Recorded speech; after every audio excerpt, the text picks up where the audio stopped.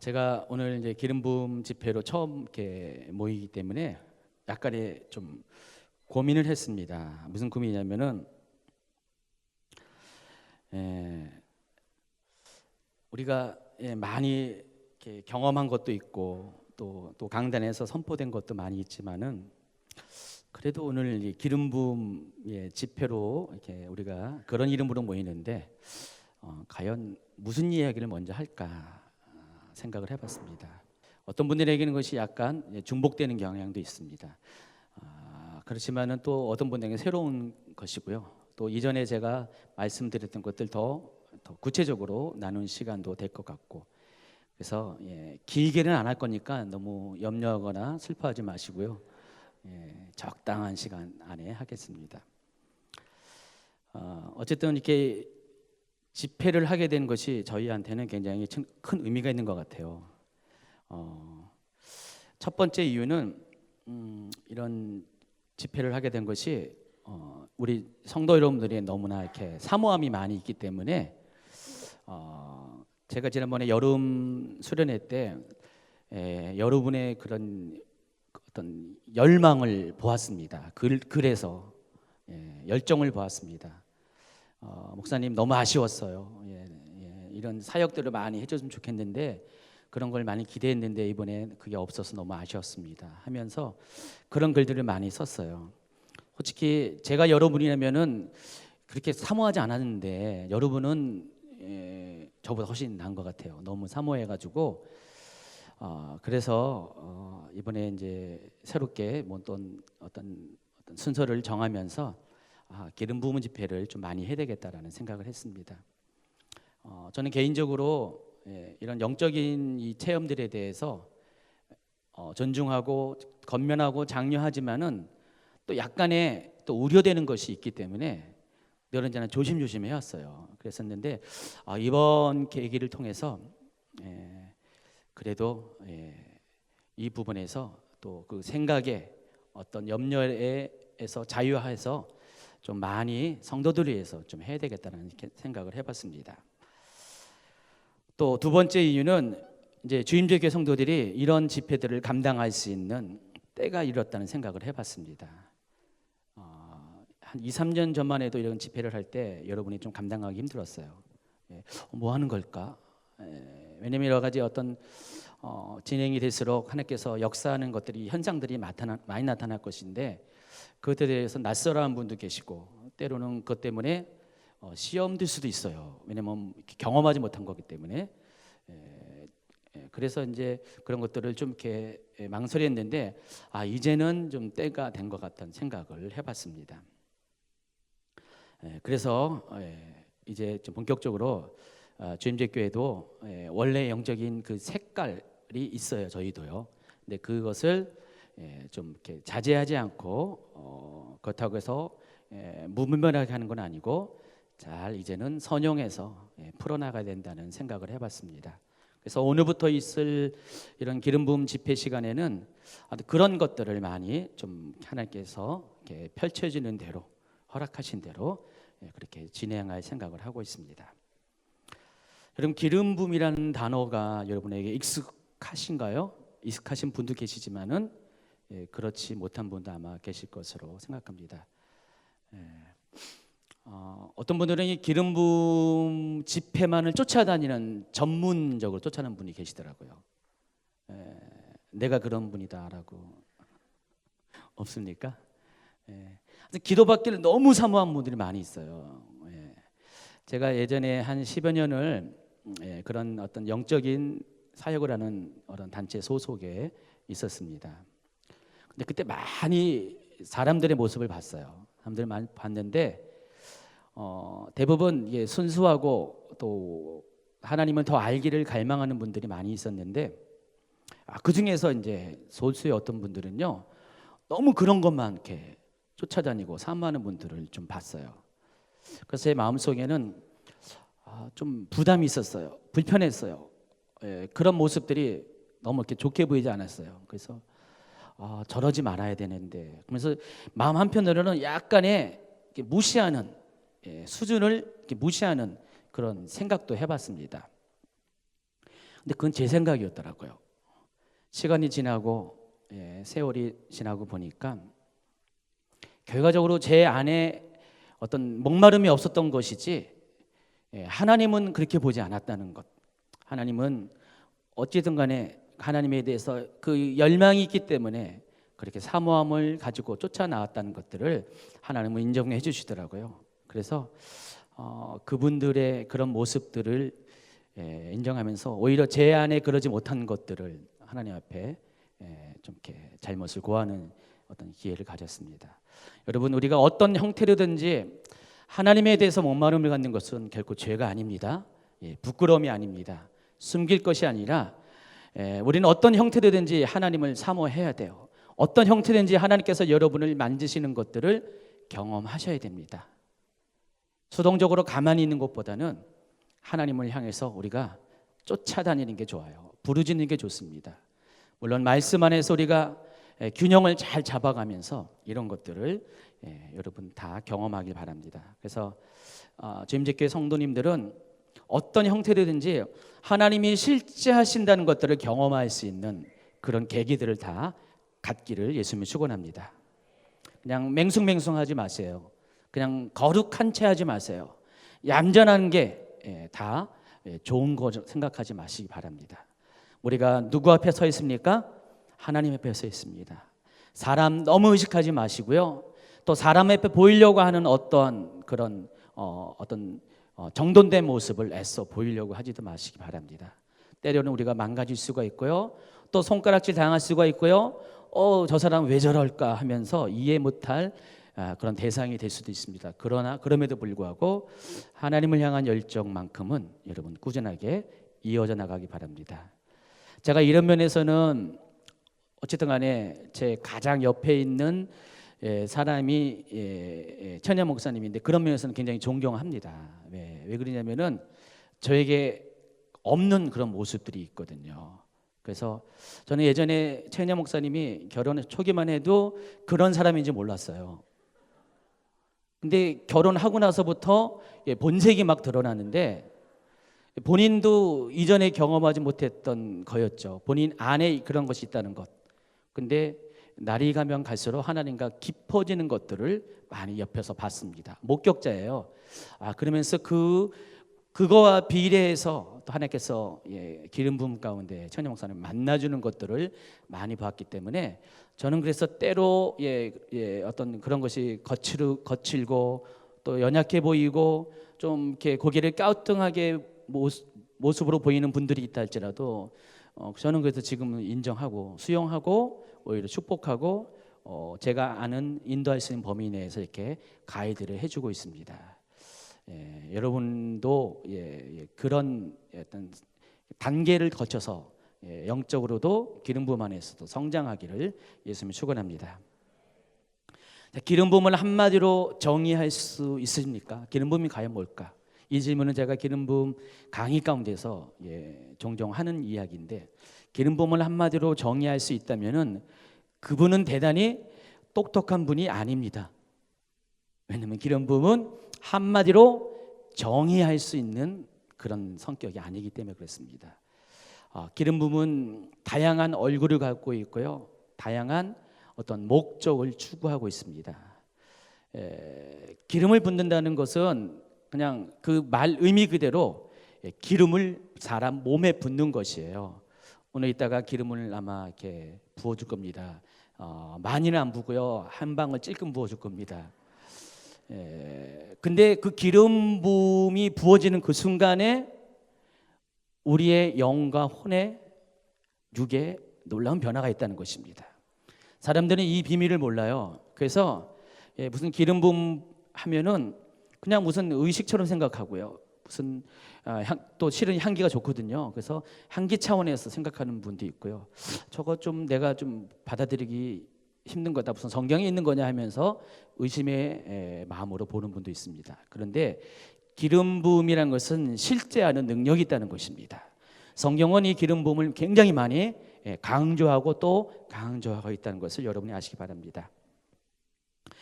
기름 부음은 다양한 의미가 있는데 오늘은 아마 이렇게 한 가지만 이야기할 겁니다.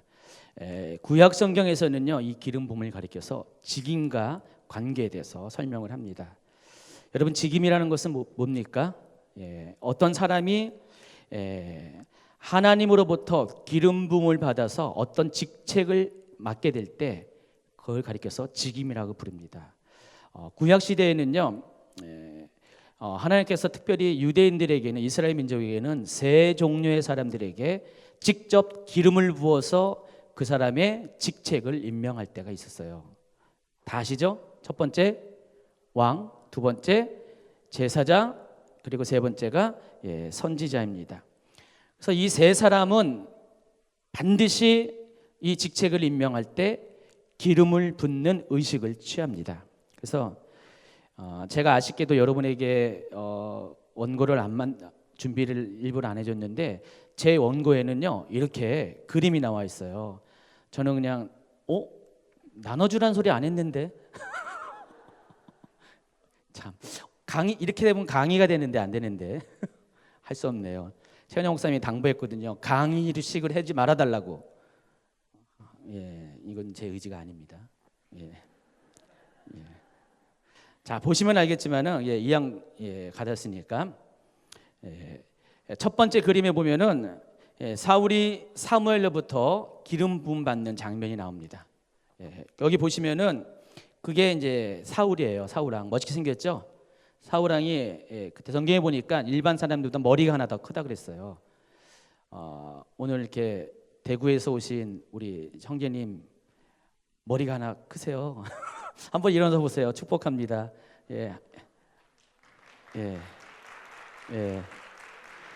대구에서 예배를 사모해서 지난주에도 오시고 이번 주에도 오신 거예요. 여러분, 카페 별명이 있습니다. 무슨 구름호입니다. 동동구름. 카페에 자주 오시는 분은 저분이시구나, 이따 아는 체 하시기 바랍니다. 보니까 머리가 하나 크더라고요. 저보다. 제가 아까 우러러봤습니다. 아까 우러러봤어요. 키가 190이 넘는다고 했죠? 어떤 분들은 머리 두 개가 더 크신 분도 계실 것 같아요. 사울이 저랬다는 것입니다. 사울이 저렇게 머리가 하나 컸어요. 그래서 굉장히 준수한 사람이었죠. 이 그림에 나와 있는 사람이 사울입니다. 되게 멋있게 나왔습니다. 자, 보시면은 그 머리 하얀 사람이 누군지 아시죠? 사무엘입니다. 사무엘이 사울에게 지금 기름을 부어서 왕으로 삼는 장면이 나옵니다. 자, 볼까요? 사무엘상 15장 17절 같이 읽도록 하겠습니다. 사무엘이 가로되 왕이 스스로 작게 여길 그때 이스라엘 지파의 머리가 되지 아니하셨나이까? 여호와께서 왕에게 기름을 부어 이스라엘 왕을 삼으시고 그랬습니다. 정말 실제로 이스라엘에서는 왕의 대관식이 따로 있는 것이 아니라 이렇게 기름을 붓는 것이 왕의 대관식입니다. 그리고 그 다음에 왕관을 쓰여주는 그런 절차를 밟습니다. 그래서 이 기름 부음은 첫 번째는 왕에게 붓는 기름 부음이 있습니다. 또 옆에 그림은 누군지 아시죠? 다윗입니다. 똑같은 사무엘이 기름을 붓는 장면인데 왼쪽은 사울이고 오른쪽에는 다윗입니다. 다윗이 어린 소년이었을 때 다윗은 사무엘로부터 기름 부음을 받습니다. 왕의 기름 부음을 받습니다. 여러분 알다시피 다윗은 평생에 3번에 걸쳐서 왕의 기름을 받습니다. 첫 번째가 요 나이 때에, 어릴 때, 대략 10 몇 살 때 받았고, 그리고 또 언제 받습니까? 헤브론에서 유다의 왕이 되었을 때, 그리고 예루살렘에서 남유다와 또 북이스라엘 모든 12지파의 통합적인 왕이 되었을 때 7년 뒤에 3번의 기름 부음을 받게 됩니다. 이게 첫 번째 기름 부음 받는 장면이에요. 보시면은 사무엘상 16장 13절에 나와 있습니다. 사무엘이 기름 뿔병을 가져다가 그의 형제 중에서 그에게 부었더니 이날 이후로 다윗이 여호와의 영에게 크게 감동됩니다. 사무엘이 떠나서 라마로 가니라 그랬습니다. 자, 그림에 잘 보면 알겠지만은 사울에게 기름 부음할 때 머리에 위에 기름 담는 것이 뭐 같아요? 기름병이에요. 근데 다윗에게는 뭘 했습니까? 기름불로 이렇게 했습니다. 그래서 제가 이 그림을 어제 잘 찾아냈어요. 그래서 사울에게는 기름병을 통해서, 다윗에게는 기름불로 통해서, 뭐 기름병이 뭘 의미하냐, 기름불이 뭘 의미하냐, 거기까지 알려고도 하지 마세요. 큰 의미가 있는 건 아닙니다. 중요한 것은 하나님께서 이 사울과 다윗에게 이게 기름을 부었을 때 이 기름에 붓는 양이 한 방울 정도가 아니에요. 쭉 젖어 내릴 정도로, 흘러내릴 정도로 기름을 푹 젖게 맙니다. 기름 부음에 완전히 잠길 수 있는 많은 양의 기름을 붓습니다. 그래서 그때부터 이 사람은 평범한 사람이 아닙니다. 왕으로서의 권위를 갖게 됩니다. 또 누구에게 기름을 붓습니까? 이 페이지 보니까 이 모세가 아론에게 기름을 붓는 장면이 나옵니다. 뒤에 있는 사람이 모세고 밑에 꿇어 있는 사람이 아론입니다. 근데 모세는 보니까 기름 접시를 가지고, 접시에다가 기름을 다양하게 붓는 것 같아요. 접시에 가지고 아론에게 기름을 붓습니다. 아론이 제사장입니다.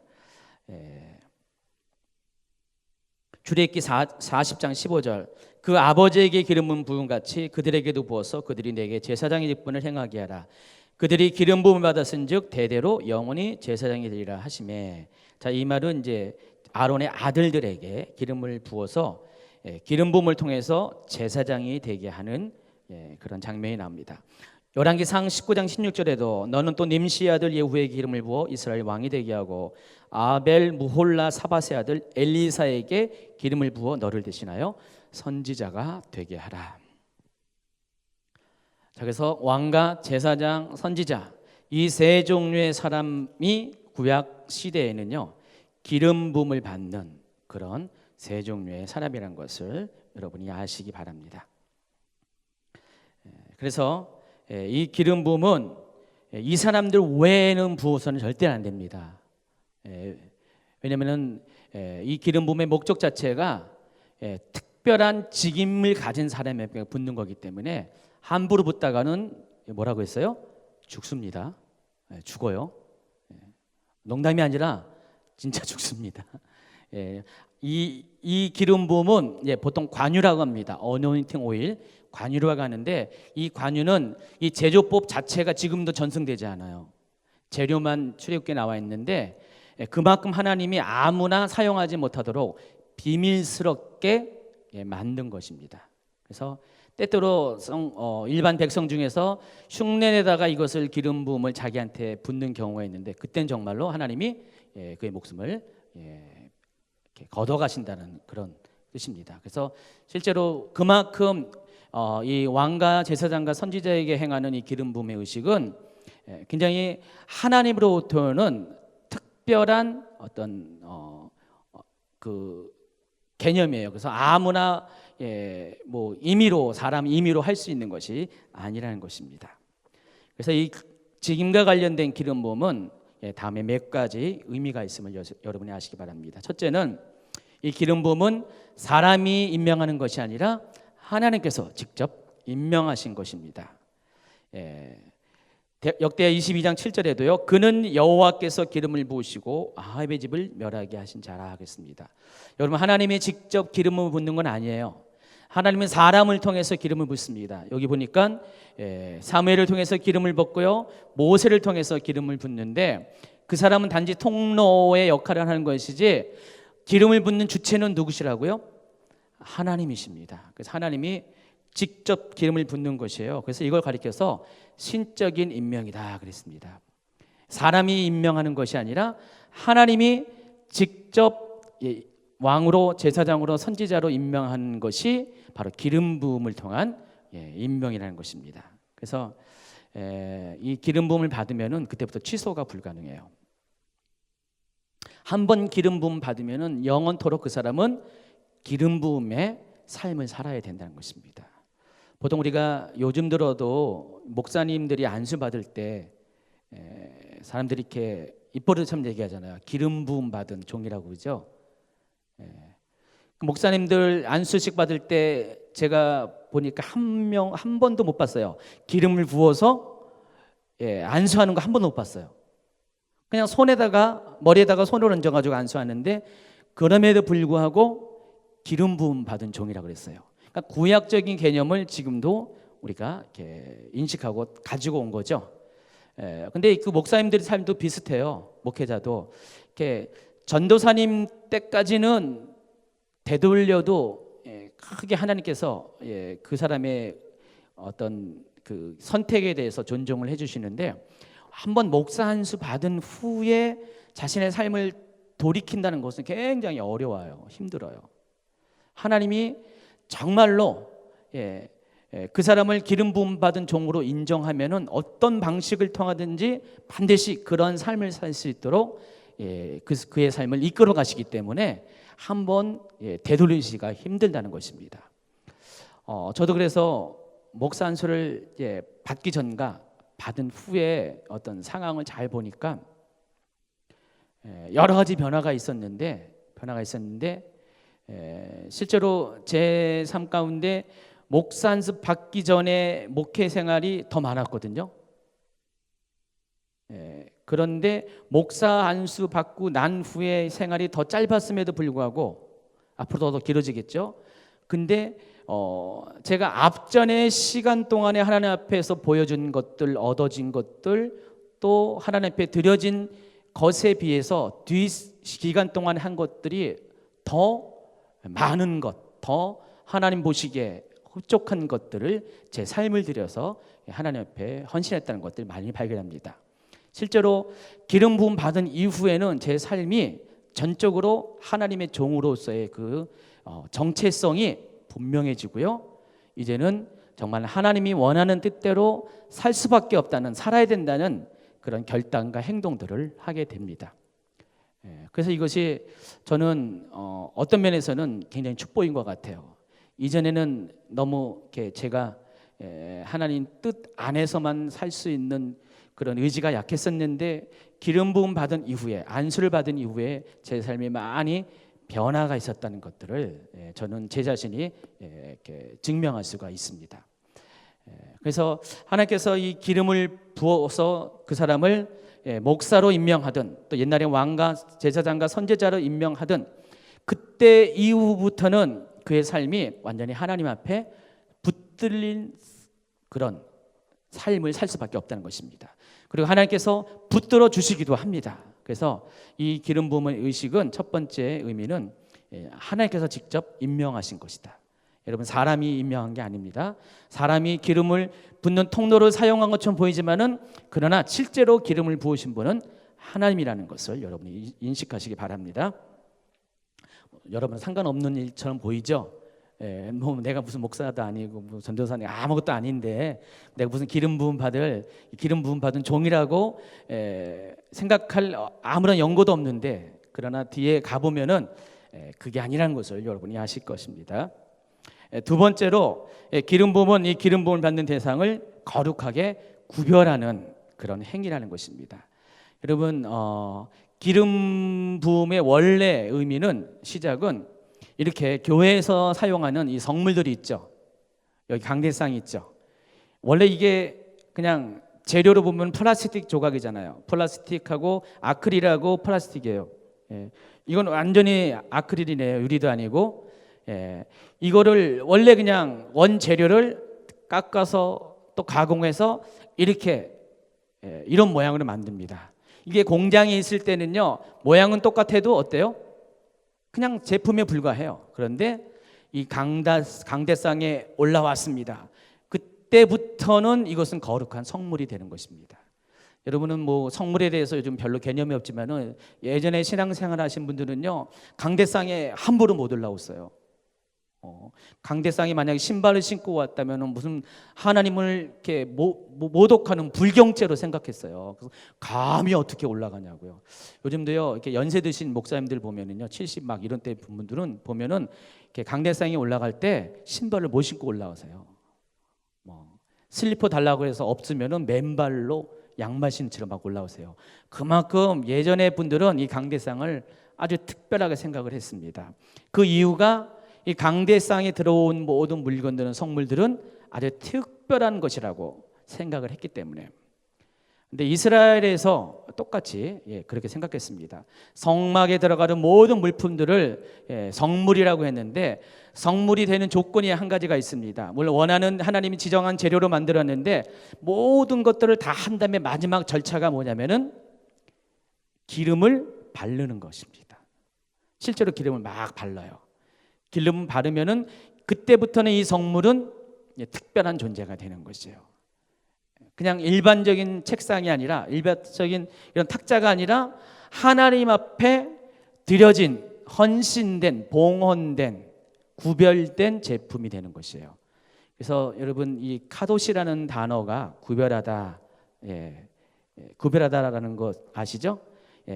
그런데 이 카도시의 단어의 뜻 중에 하나는 또 봉헌하다라는 뜻도 있어요. 그래서 여러분 이 구별한다는 것은 하나님께 봉헌된 것, 드려진 것을 의미합니다. 그래서 성물이 그런 의미가 있는데 성경에는요 이 물건에만 기름을 바르는 것이 아니라 사람에게도 똑같이 기름을 발라서 또 때로는 기름을 부어서 성소에 들어가는 성물처럼 사람도 그렇게 구별시켜 준다는 것입니다. 기름 부음이라는 것은 바로 그거예요. 성막에 들어갈 수 있는 그런 특별한 사람으로 만들어주는 것이에요. 그래서 성막 안에는 레인일지라도 못 들어갔어요. 일반 백성들은 더더욱 못 들어가고요. 레인일지라도 성막 밖에 뜰에서만 작업을 했죠. 근데 그 성막 안에는 이 기름 부음을 받은 제사장들만 들어갔습니다. 제사장은 누가 제사장 됩니까? 레인 중에서 아론의 후손들만 제사장이 됐죠. 레인들이 많이 있는데 레인은 이렇게 성막을 섬기도록 구별된 사람인데 그 레인 중에서도 더 구별된 사람이 제사장인데 그 제사장들만이 성소 안에 들어가 있었는데 그렇게 들어가기 위해서 먼저 행하는 것이 기름을 붓는 의식을 행했다는 것입니다. 여러분 제사장이 몇 세 때부터 제사장이 되냐면 30살 때부터 제사장이 됩니다. 그래서 제사장 왕이 될 때도 기름 부음의 의식을 행하는 것처럼 제사장이 되려면은 30살 때부터 그때부터 이 기름 부음 의식을 통과한 사람이 제사장이 되는 것이에요. 그러니까 그 이전의 나이까지는 성소에 들어갈 수가 없었어요. 그러니까 반드시 기름을 부음을 받은 사람만이 성소에 들어갈 수가 있었다는 것을 여러분이 아시기 바랍니다. 그래서 이 기름 부음은 사람도 이렇게 거룩하게 그때부터는 여러분 때때로 어릴 때 그랬잖아요. 우리 짓궂은 남자아이가 짝사랑하는 여자가 있으면 어떻게 해요? 몰래 가서 침을 바른 다음에 이마에다가 탁 부르고 넌 내 거 침 발랐으니까 그랬잖아요. 침을 기름으로 바꾸시기 바랍니다. 그래서 침 대신 기름을 딱 바르면 그때부터 누구 거? 하나님 거요. 무슨 여러분 겁니까? 하나님 거. 죽습니다. 하나님 거가 되는 거예요. 기름 부음 받는 순간에. 그래서 하나님께 딴 거랑 놀면 안 되잖아요. 하나님 거는 하나님 앞에서만 놀아야 되기 때문에 그래서 기름 부음 받은 사람은 그때부터 기름 부음 밖의 삶을 살면 안 된다는 것입니다. 그게 저주가 돼요.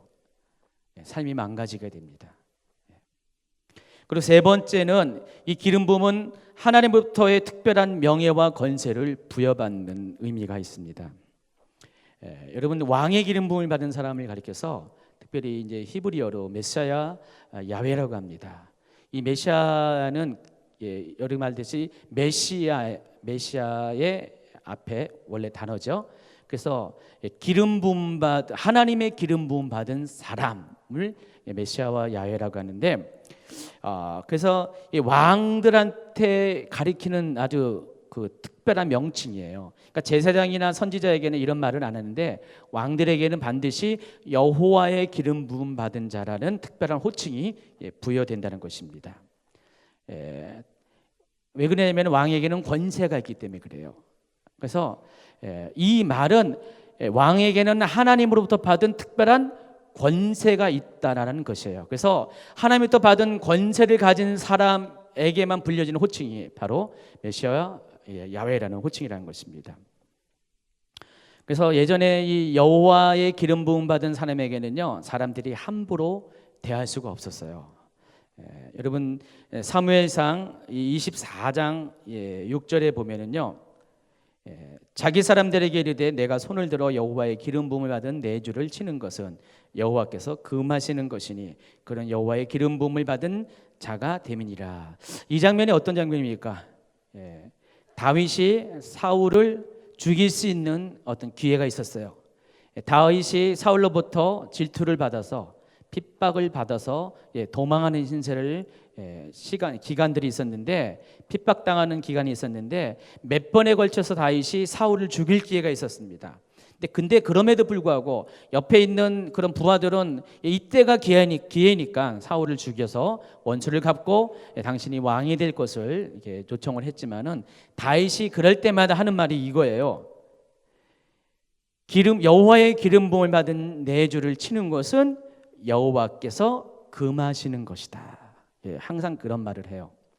그래서 실제로 다윗은 그 이유 때문에 자기의 대적 사울을 죽일 수 있는 기회를 번번이 취하지 않게 됩니다. 근데 왜 다윗이 왜 그랬을까요? 다윗이 왜 때로는 이거 뭐 안 지킬 수도 있잖아요. 자기가 필요하면 상황이 바뀌면은 그럴 수 있는데 그렇지 않은 이유가 있습니다.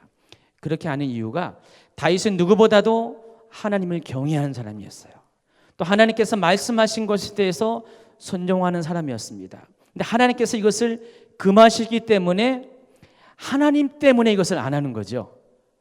무슨 사울에 대한 인간적인 정 때문에, 꼭 그런 것 때문에 그런 것이 아니라, 인간적인 정이라면은 정치를 위해서는 이 정도 끊을 수가 있잖아요. 근데 다윗이 사울을 치지 않는 이유는 오직 한 가지, 바로 그 사람이 하나님께서 직접 기름 부음을 받아서 왕으로 삼은 사람이기 때문에, 다시 말해서 그 사람을 치는 것은, 죽이는 것은 곧 하나님에 대해서 그렇게 대항하는 것이기 때문에 그러지 않았다는 것입니다.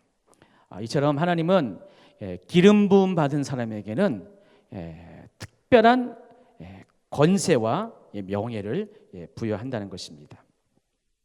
그래서 하나님을 제대로 섬기는 사람이라면은 그 사람이 어떻든 간에 이 기름 부음 받은 자에게는 절대로 손을 댈 수 없는 것이 또 그들이 갖고 있는 믿음이란 것입니다.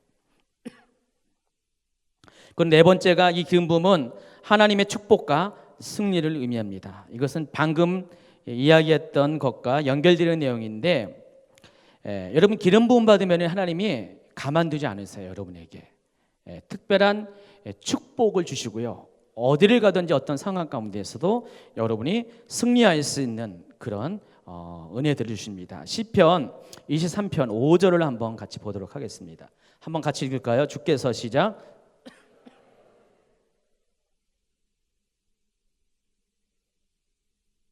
여러분 잘 알고 있는 시편의 내용입니다. 하나님을, 여호와는 나의 목자라고 고백하면서 다윗이 하나님을 찬양하는 것입니다. 5절을 방금 읽었는데 이것을 다른 번역을 한 번 더 읽도록 하겠습니다.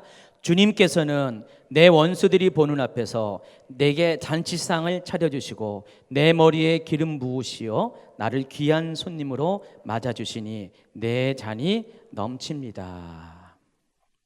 그러면 이것을 이해하기 위해서는요, 당시 상황을 좀 이해하면 좋겠습니다. 여러분 지금 이 시편의 상황은요 어떤 거냐면은, 지금 대적과의 전투가 벌어지는 장면입니다. 다윗을 반대하는 대적이 바로 저 앞에 진을 치고 있습니다. 서로 맞닿는 그런 상황 가운데서 서로 대진을 하고 있는 상황입니다. 그런 상황 가운데 하나님께서 지금 다윗과 함께 하고 있습니다. 다윗의 편이 되어주는데, 중요한 것은 하나님께서 다윗을 위해서 지금 잔치상을 펴줬다는 것이에요. 옛날 우리 뭐 다리가 부러질 정도로 떡 부러지게 상을 차린다, 그런 거 있잖아요. 정말 이렇게 큰 상에다가 음식을 가득 채워가지고 가득 올려놓고 다리가 부러질 정도로 그런 상을 지금 채워주셨다는 것입니다. 여러분 상상을 해보세요. 지금 전투가 벌어지려고 서로 대치하는 상황 가운데 지금 긴박한 상황 가운데 하나님께서 다윗의 편에 다윗의 진에 같이 계시면서 다윗을 위해서 잔치상을 쫙 펴준다는 겁니다. 자, 이 모습을 보게 되면은 저 건너편에 있는 그 대적의 입장에서는 어떻게 생각할까요? 저게 뭐야? 저거 뭐 이상한 거 아니야? 아니 지금 곧 전투가 벌어지는 이 긴박한 상황 가운데 무슨 웬 잔치상? 웬 무슨 놀이가 있는 거야? 하면서 이상하게 생각할 거 아니에요. 웃기는 상황이에요. 그런데 거꾸로 생각하면은 그런 사람들이 다윗을 볼 때 다윗의 입장에서는 이것이 지금 정상적인 상황이 아니기 때문에 괜히 잔치를 벌이고 있다가는 무슨 일이 당할지 모르잖아요. 갑자기 저기 확 쳐들어오면은 어떤 일이 당할지 모르는데, 근데 그럼에도 불구하고 다윗은 그 잔치를 즐깁니다. 그 이유가 있습니다. 바로 이 잔치상을 차려주신 분이 누구라고요? 하나님이시기 때문에. 지금 대적이 지금 이 잔치상을 보면서 너무 화가 나고 그럼 자기들을 무시하고 조롱하는 것처럼 보이지만은 화가 나도 어쩔 수 없는 것이 바로 그 저편에 잔치상을 내어주시는 분이 하나님이라는 것을 알았기 때문에 다윗이 무서워서 그런 것이 아니라 하나님이 무서워서 감히 어찌할 수 없게 된다는 것입니다. 지금 바로 그런 상황을 이야기하는 것이에요. 그러면서 머리에 기름을 부어주십니다.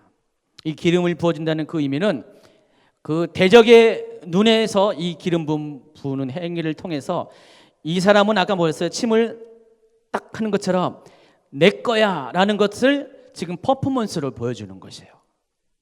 너희도 다 봤지?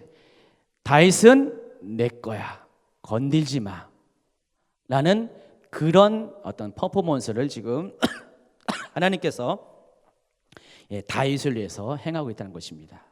그렇기 때문에 대적이 이것을 보면서 눈앞에 다윗을 보면서도 건드릴 수 없는 그런 안타까움, 막막함에 이르게 됩니다. 하나님이 바로 대적 앞에서 그렇게 행하신다는 것입니다. 기름 부음이라는 것은 그런 것이에요. 하나님이 여러분의 대적 마귀 앞에서, 마귀가 지금 호시탄탄 여러분을 노리고 있는데 여러분이 하나님 앞에 서게 되면은 하나님이 여러분을 위해서 잔치상을 벌여주시고 그 전투 가운데서 잔치상을 벌여주시고 여러분을 침을 바르는 게 아니라 기름을 발라서 여러분을 이건 내 거야, 이 사람은 내 거야 라고 하면서 구별시켜 줌으로 인해서 마귀가 감히 여러분을 어찌할 수 없는 상황을 만들어주는 것, 이게 바로 이 장면이라는 것입니다. 실제로 기름 부음을 받잖아요, 여러분. 그때부터 여러 가지 많이 바뀌겠지만은 특별히 여러분이 악한 대적으로부터 능히 보호받고 그들과의 싸움에서 이길 수 있는 특별한 능력이 여러분 삶 가운데 온다는 것을 아시기 바랍니다. 실제 그래요. 그러니까 기름 부음 받을 때 많은 것이 바뀌어요. 제가 아까 목사 안수 얘기했잖아요. 제가 목사 안수 받은 이후에 많은 것이 바뀐 것 중에 하나가 정말 제 삶에 그동안 힘들고 어려웠던 연단들이 많이 떠나갔어요.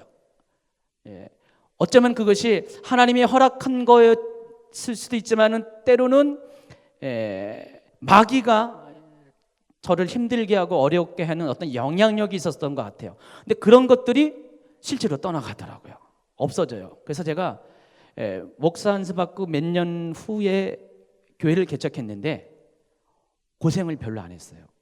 물론 제 기준으로 고생 안 한 거죠. 객관적으로 보면 고생한 것처럼 보이는데 그렇게 힘든 시간을 안 보냈어요. 하나님이 특별 대우를 해주고 있다는 것들을 번번이 느끼면서 제가 시간을 지내왔거든요. 그래서 저는 솔직히 여러분보다 하나님 앞에 좀 당당해요. 두려움이 없어요. 하나님이 죄송합니다. 여러분보다 저를 더 사랑하는 것을 저는 너무나 확신하기 때문에. 질투가 납니까? 그럼 여러분도 기름 부음을 받으셔야 되는데. 정말 그래요. 제가 그런 것을 많이 느껴요. 하나님이 그때부터 대우가 달라졌다는 것. 기름 부음 받은 이후로 저를 대하시는 얼굴이 달라지고 태도가 달라지고 방식이 달라졌다는 것을 저는 그냥 느낄 수가 있었어요. 그렇죠, 최은영 목사님. 맞대요. 정말 그래요. 아마 이렇게 이 기름 부음을 경험한 어떤 이렇게 뭐 사역자들한테 한번 물어보시면요, 동의를 하실 것이에요. 하나님이 특별히 여러분, 하나님이 여러분 모두를 사랑하는 거 믿죠? 예, 나를 사랑하는 거 믿죠? 예, 남보다 나를 더 사랑한다고 생각하시죠? 예, 욕심쟁이들이시네. 하나님이 모든 사람을 사랑한 거 맞아요. 근데 하나님이 더 사랑하는 사람이 있다는 것을 여러분 아시기 바랍니다. 하나님은 지금 이 다윗과 대적하는 원수도 사랑하세요. 여기 앞에 원수도 다 사랑합니다. 죄인이랄지라도 악인일지라도 사랑하지만은, 그러나 기름 부음 받은 사람은 더욱더 사랑한다는 것입니다. 왜냐면은 내 거기 때문에, 하나님 거기 때문에. 기름 부음은 그런 의미가 있다는 것을 여러분이 아시기 바랍니다. 그래서 그때부터 다윗에게는요, 하나님의 영이 임합니다. 하나님의 영이. 5번입니다. 기름 부음 받을 때 하나님의 영이 임합니다. 아까 읽어드린 사무엘상 16장 13절, 사무엘이 기름불을 취하여 그 형제 중에서 그에게 부었더니 이날 이후로 다윗이 여호와의 신에게 크게 감동되니라. 여러분, 기름 부음 받는 의식은 단지 기름을 붓는 것으로 끝나는 것이 아닙니다. 하나님이 이때부터는 너는 내 거라고 이제 찍어놨기 때문에, 그때부터는 하나님이 특별 관리가 들어가는 거예요. 특별 관리. 그래서 하나님이 어떻게 관리하시냐면은, 하나님의 영이 그 사람 삶 가운데 언제든지 머물 수 있도록 함께 해 주신다는 것입니다. 여러분, 이 구약 시대만 해도 하나님의 영이 모든 사람에게 임하는 것이 보편적이지 않았어요. 지금 신약 시대 이후로 우리가 그리스도의 신부가 됐잖아요. 예수 그리스도의 십자가로 우리가 정결케 된 이후로는 이제 우리의 삶이, 우리의 영혼이 거룩해졌기 때문에 그때부터 드디어 하나님이 우리 가운데 성전 삼아서 임하시게 됐잖아요. 성령께서 우리 가운데 임했잖아요. 근데 이전에는 그러지 않았어요. 이전에 구약 시대는 모든 사람이 예수 그리스도의 십자가의 사건이 이전이기 때문에 다 죄인이었어요. 계속해서 번제와 속죄제와 속건제와 화목제를 드려야만이 그냥 그 순간순간 그 죄의 대책으로부터 조금씩 모면할 수 있는 그런 상황이었습니다. 또 성령께서는, 하나님의 영은 어떻게 임했냐? 우리 심령 안에 임하지도 않았어요. 위로부터 임하셨어요. 성령이 내주는 신약시대에 하는 말이죠. 신약시대 이전에는 성령이 내주가 없었습니다. 성령께서 전부 다 나타나심을 통해서 바깥에서 우리를 만나시고 경험했습니다. 그러니까 그 이전에는 내 안에 성령을 모셔둔 사람이 없었다는 것입니다. 그런 시대였어요. 그렇기 때문에 하나님의 영이, 성령의 내주와 달리 하나님의 성령의 나타내심은 머무시다가도 막 떠나가시는 거예요. 그 하나님 마음이라는 거예요. 성령님 마음이에요. 성령님이 머물고 계시고 싶으면 머무시고 떠나고 싶으면 떠나시는데, 성령이 마음이지만은 성령님의 마음을 붙잡는 것이 바로 사람들이죠. 어떻게? 그 사람이 늘 언제나 성령님이 나와 함께 할 수 있도록 거룩함을 유지한다면은, 성령이 나와 동행할 수 있는 구별된 삶을 살고만 있으면은 성령께서는 계속해서 우리와 함께 머물 수 있을 수가 있는 것이에요. 비록 내 안에 들어와 계시지 않지만은 그렇게 행하신다는 것입니다. 그래서 기름 부음을 받는 그 순간에 놀랍게도 실제적으로 영적으로도 하나님께서 성령으로, 하나님의 영으로 그에게 임하셨습니다. 위로부터 임하셨습니다. 성경의 모든 표현은 다 위로부터 임하셔서 그를 감동시켜 주십니다. 그래서 기름 부음 받는 그 순간부터 그 사람은 신약 시대로 얘기하면 성령의 사람이 되는 것이에요. 그러니까 성령이 내 안에 들어오는 것처럼 성령이 그 사람의 모든 삶을 장악을 하신다는 것입니다. 그런 의미에서 이 다윗은 그런 것에서 굉장히 큰 모델이 되는 것이었어요. 다윗이 어릴 때 사무엘로부터 첫 번째 기름 부음을 받는 그 순간에 바로 성령께서, 하나님의 영이 다윗에게 임하셨습니다. 그를 감동시켰습니다. 그리고 그때부터 다윗과 함께했습니다. 다윗의 전생애를 여러분이 한번 잘 살펴보면은 몇 번의 실수가 있었죠. 근데 그때를 빼고 나서 모든 순간에 다윗의 삶의 특징은 하나님의 영과 함께하는 삶을 살았다는 것입니다. 사무엘하 11장에 보면은 다윗의 실수가 나오는데 무슨 실수입니까? 다윗이 이제 왕이 되었습니다. 그래서 주변 민족들을 막 정복하는 그런 시기가 됩니다. 이제 다윗 왕국이 이 가나안 땅을 넘어가지고 요단 동편까지 막 이르러서 모압과 암몬과 에돔을 막 복속시키고 우에도 수리아 지역을 복속시키는 그런 어떤 영토가 확장되는 시기였습니다. 그래서 다윗이 이제는 싸움을 그만하고 자기는 예루살렘 궁정에서 좀 쉬고 자신의 신복인 요압 장군을 암몬에게 암몬이 걸죠. 보내서 그들을 치게 합니다.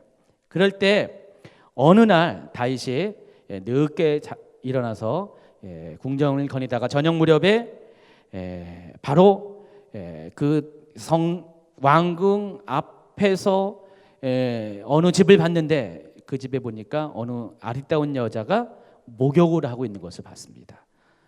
근데 밧세바가 아리따운지는 잘 모르겠어요. 근데 목욕하는 것을 보고 그렇게 느꼈다 그랬어요. 그것은 여자가 목욕하면 나 그렇게 보이나 봐요.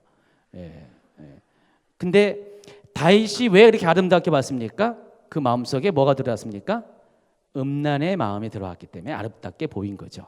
만약에 음란의 마음이 들어오지 않았으면 아름답게 볼 이유가 없었어요. 그냥 여자죠. 여자인데 갑자기 그렇게 보인 거예요. 그래서 바로 그 즉시 다윗이 그 밧세바를 왕궁으로 데려와서 동침을 하게 합니다. 간통을 합니다. 그래서 아이를 임신하게 되죠. 뭐 이런 여러 사건들이 쭉 있었어요. 중간에 우리아를 죽이는 어떤 그런 모략도 행하고요. 자, 일이 다 끝난 다음에 사무엘하 12장에 보면은 다윗이 아들까지 낳았어요. 밧세바를 통해서 아들까지 낳았는데 나단이 선지자 나단이 다윗을 향해 찾아옵니다. 그래서 나단은 다윗에게 다윗이 지금까지 행한 이 악을 고발하는데 선지자 나단은 지혜로운 사람이었어요. 직접 말하지 않고 비유를 통해서 다윗의 행하는 것들을 스스로 깨닫게 합니다. 그게 사무엘하 12장 1절부터 쭉 나옵니다. 그래서 다윗에게 이 얘기를 했을 때 다윗이 진노를 했습니다. 그 나쁜 놈이 누구냐? 그랬더니 나단이 뭐라고 했습니까? 바로 그 사람이 당신입니다 라고 딱 지적을 하니까 다윗이 심장이 덜컹했어요. 그리고 그때부터 어떻게 했습니까? 다윗은 회개 모드로 들어갔습니다. 여러분 잘 아는 내용입니다. 어쨌든 이 일로 인해서 하나님이 다윗에게 대가를 치르게 하는데 그 대가가 그 아들이 죽게 하는 것입니다. 시편 51편에 보면은요, 이때 다윗이 하나님 앞에 회개했을 때의 자신의 심정을 시편 51편에 이렇게 고백합니다. 1절부터 한번 읽어볼까요? 시작. 하나님이여 주의 인자를 따라 내게 은혜를 베푸시며 주의 많은 긍휼을 따라 내 죄악을 지워주소서. 나의 죄악을 맑게 씻으시며 나의 죄를 깨끗이 제하소서. 모른 나는 내 죄가를 아우니 내 죄가 항상 내 앞에 있나이다. 내가 주께만 범죄하여 주의 목전에 악을 행하였사오니 주께서 말씀하실 때에 의로우시다 하고 주께서 심판하실 때에 순전하시다 하리다. 그리고 10절이 중요합니다. 10절 11절 시작. 하나님이여 내 속에 정한 마음을 창조하시고 내 안에 정직한 영을 새롭게 하소서. 나를 주 앞에서 쫓아내시 마시며 주의 성령을 거두지 마시옵소서. 다윗이 이런 10절과 11절의 고백을 하는 데는 중요한 이유가 있습니다. 다윗이 왜 이런 고백을 했을까요? 앞에는 회개의 내용을 했고 10절과 11절은 주의 성령을 소멸치 말아달라고, 거두지 말아달라고 이렇게 간청을 합니다. 다윗이 이런 고백을 한 데는 이유가 있었습니다. 다윗은 평생을 기름 부음 받은 이후의 삶의 모습은 성령님을 느꼈어요. 하나님의 영이 자기와 함께 한다는 것을 늘 인지하는 사람이었어요. 그냥 감감무소식이 아니라 성령께서 항상 함께 한다는 것들을 다윗은 경험을 통해서 늘 언제나 고백을 할 수 있었습니다. 여러분 때때로 지금 시대에는 성령께서 임재한다는 것 여러 가지 증거들을 많이 나타내주잖아요. 어떤 사람은 그 몸에 나타나는 그런 기름 부음의 현상을 통해서 막 때로는 떨리기도 하고 때로는 어떤 하나님 주신 진동이 오기도 하고 성령께서 극적스럽게 감정적으로 감동을 주시고 뭐 음성을 들려주시고 여러 가지 통해서 성령께서 나와 함께 한다는 것들을 여러분이 느끼고 계시잖아요. 그렇죠? 네, 안 느껴도 할 수 없습니다. 느낀다고 말씀하시기 바랍니다. 근데 다윗은 그 구약 시대에 아주 특별하게 그것을 늘 느끼는 사람이었다는 것입니다. 다른 모든 대부분의 사람들은, 선지자 빼고는 거의 대부분의 사람들은 하나님의 임재가 뭔지 몰라요. 하나님의 영이 자기한테 임한다는 것을 경험하지 못해요. 혹 경험한다 할지라도 그것은 한 번 이례적인 것 끝나고 그 다음부터는 감감무소식입니다. 근데 다윗은요, 오히려 제사장보다 더, 선지자보다 더 어린 시절에 이 기름 부음 받은 이후로부터, 성령이 충만한 경험만 한 이후부터 그는 평생을 이런 기름 부음을 느꼈다는 것입니다. 그러니까 성령을 늘 느꼈어요. 성령이 자기와 함께 한다는 것을, 자기를 보호하신다는 것을, 또 성령께서 자기를 힘주시고 대적으로부터 이기게 하시고 지혜를 주시고 또 지금 자기와 교제한다는 것들을 늘 느끼는 사람이었어요. 그런데 다윗이 몇 번의 경우 그것을 느끼지 못했다는 것입니다. 자신의 육적인 삶에 빠져 있을 때 잠깐 그것 때문에 성령님을 놓칠 때 그걸 느끼지 못했어요. 그러나 그때는 번번이 무슨 문제가 생깁니까? 하나님 앞에 범죄하는 행위를 하게 됐습니다. 이런 몇 번의 시행착오가 있은 이후에 다윗은 바뀌었습니다. 내 삶의 문제가 바로 이것이었구나. 이것 때문에 내가 하나님의 성령을 놓쳤기 때문에 이런 일이 생겼다는 것을 그는 알았어요. 또 이번에 이 밧세바 사건을 통해서 선지자 나단의 그런 지적을 통해서 아주 그냥 몸으로 뼈저리게 그걸 느꼈습니다. 그리고 하나님께 회개의 자리에 나아가면서, 하나님, 내가 죄인입니다. 내가 잘못했습니다. 내 죄를 도말시켜 주십시오 라고 하면서 말씀한 것이, 하나님, 내 안에 성령을, 하나님의 영을 소멸치 말아 주세요. 이것이 소멸되면은 나는 죄인으로 돌아가고, 나는 어리석은 자가 되고, 나는 부족한 자가 되고, 나는 약한 자가 되고 하나님과 관계없는 자가 됩니다. 이것을 고백하는 그 고백이 바로 이 11절에 나와 있다는 것입니다. 그래서 우리가 기름 부음을 받는다는 것은 바로 그거예요. 하나님의 영이 내게 실제로 임하는 것을 내가 느끼고 그 느끼는 대로 내가 살아가는 것, 이게 기름 부음의 삶의 특징이라는 것입니다. 여러분, 기름 부음을 받게 되면은요, 하나님의 성령이 여러분과 함께 계신다는 것들을 여러분이 어떤 상황과 어떤 순간에도 다 느끼셔야 됩니다. 어떤 방식을 통해서도 하나님의 영이 내 영혼욕을 지배하고 있다는 것, 통제하고 있다는 것들을 여러분이 느끼셔야 된다는 것입니다. 그리고 한 가지 더 이야기하면은, 기름 부음을 받게 되면은 하나님의 능력이 임하게 됩니다. 사무엘상 10장 6절을 보세요. 내게는 여호와의 신이 크게 임하리니 너도 그들과 함께 예언을 하고 변하여 새 사람이 되리라. 사울에게 한 말이죠, 사무엘이. 근데 잘 보시면은요, 여기서 2인칭이 사울 왕을 가리킵니다. 사울 왕에게 이 얘기하는 건데, 이것을 내게는 여호와의 신이 크게 임하리라라는 것을 다시 한번 정확한 번역을 하면은, 영어 성경으로 된 것을 한번 다시 읽어보면은, 여호와의 신이 내게 권능으로 임하리니 그랬습니다. 성령이 임하는 게 얌전하게 임하는 것이 아니에요. 특별히 구약시대에는요, 구약시대에 하나님의 영이 임했다는 것은 그냥 성령께서 얌전하게 알게 모르게 싹 해가지고 톡톡 눈을, 마음의 문을 톡톡 놓고 해가지고 나 여기 왔다, 그게 아니에요. 구약시대의 성령이 임함은 자신은 물론이고 다른 사람이 봐도 분명히 인정할 수밖에 없는 확실한 방법으로 성령께서 임하셨어요. 아주 크게 임하셨다는 것입니다. 그리고 실제로 이 사람에게는요, 권능을 가지고 오시는 거예요. 다윗에게도 똑같이 똑같이 임하였는데 아까 읽어드린 사무엘상 16장 13절에 보면은 사무엘이 기름 부음을 취하여 그 형제에서 다윗에게 부었더니 이날 이후로 다윗이 여호와의 신에게 크게 감동되리라 얘기했죠. 이것을 다시 제대로 번역하면은 여호와의 신이 다윗에게 권능으로 임하시니라. 그러니까 권능으로 임했기 때문에 그 사람이 또 권능을 경험하게 된다는 것입니다. 그래서 구약 시대에서 이 여호와의 신 성령을 경험한 사람들의 삶의 특징은 그때부터는 어떻게 됩니까? 그 사람의 삶에 능력이 생겨요.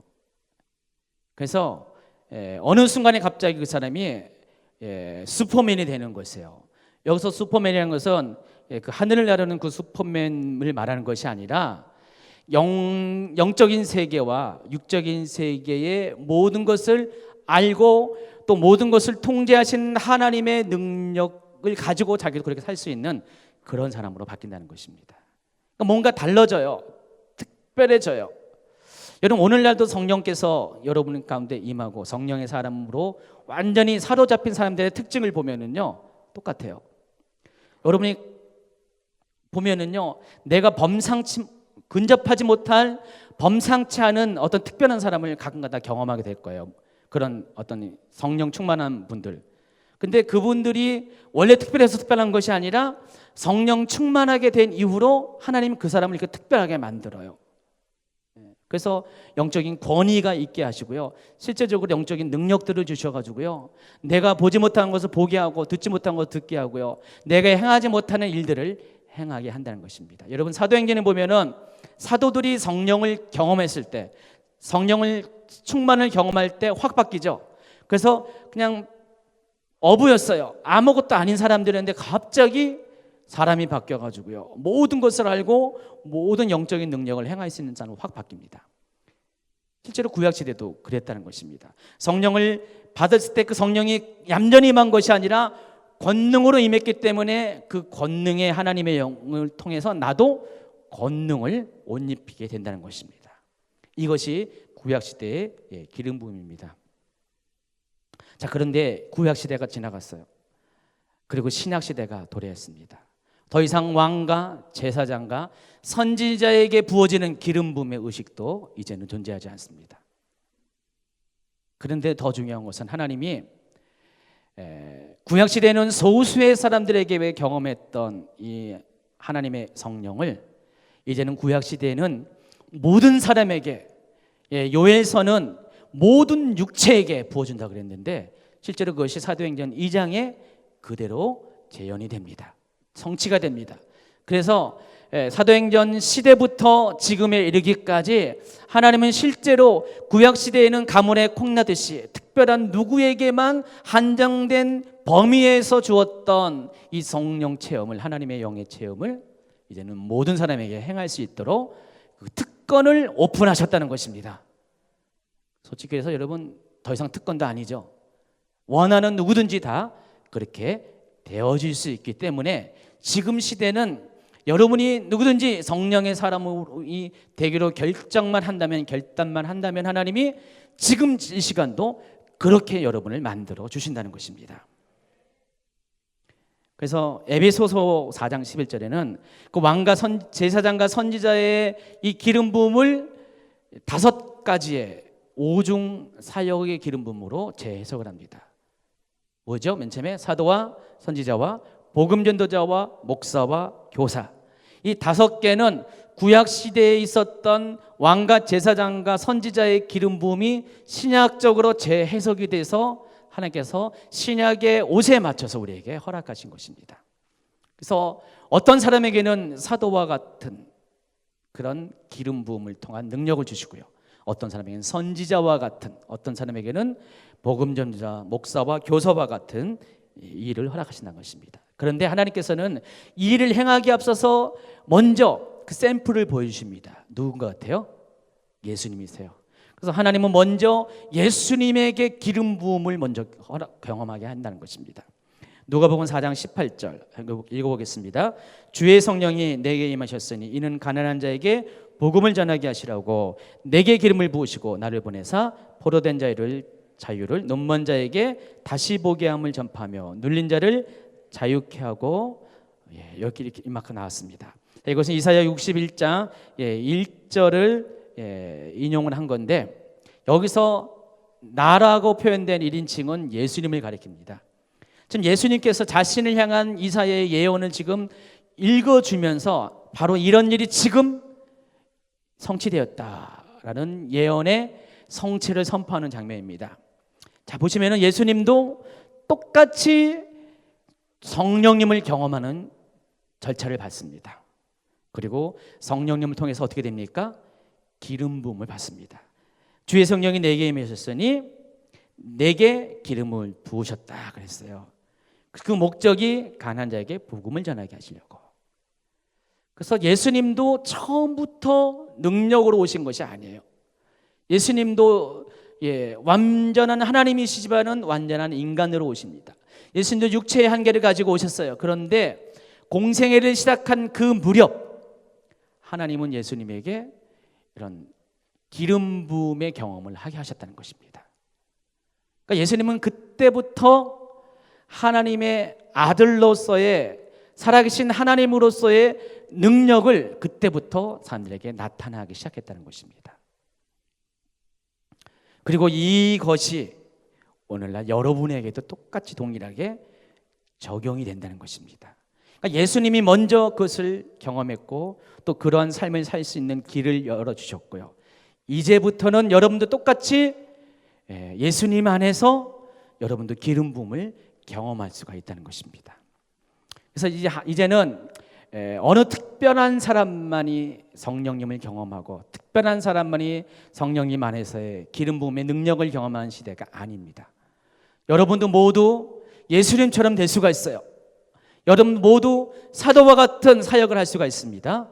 여러분 모두 사도행전에 말한 그 주인공처럼 여러분도 주인공이 될 수가 있다는 것입니다. 여러분의 안에 성령님이 임하시고요. 또 성령님께서 여러분에게 주시는 그 기름 부음의 능력이 임하게 된다면은 어떤 사람은 그것을 가지고 예언을 할 것이고요. 치유를 할 것이고 능력을 행하는 사역을 하게 될 것입니다. 기적을 일으키고 귀신을 쫓아내고 모든 병든 자들을 회복케 하는 일들을 여러분도 할 수가 있다는 것입니다. 그래서 여러분이 그 기름 부음을 사모하셔야 됩니다. 이 기름 부음은 구약적 방식에 의하면 기름을 붓는 행위를 통해서 기름 부음이 임한 것처럼 오늘날에는요, 여러분이 그 기름 부음 안에 임하시는 기름 부음을 통해서 임하시는 그 성령님을 여러분이 초청을 하게 되면은 그 성령님은 여러분의 안에 내주하실 뿐더러 또 여러분의 그런 심령 밖에서도 여러분의 삶의 모든 것들을 육체까지도 장악하셔서 완전히 기름 부음의 사람으로 여러분을 변화시켜 주신다는 것입니다. 이 길이 이미 열려 있어요. 열려 있기 때문에 여러분이 거기에 동참하시면 됩니다. 오늘 이제 최은혜 목사님하고 저하고 여러분에게 실제로 이제 기름을 발라서 찔끔 발라서 어떤 의미만 부여할 겁니다. 근데 여러분이 바라는 것은 기름 한 방울 발랐다는 그에 만족하지 마시고 하나님, 내가 이 기름이 발라지는 이 순간에 성령님께서도 나를 향하여 찾아와 주시옵소서. 그리고 그냥 찾아오신 것이 아니라 내 안에 내주하시는 성령님으로만 찾아오는 것이 아니라 정말 기름 부음의 능력을 가지고 나를 만나 주시옵소서. 여러분이 간절히 사모하시기 바랍니다. 여러분 사모하십니까? 오늘 이후로 여러분 사모하시기 바랍니다. 그런 분들은 앞으로 나오시기 바랍니다.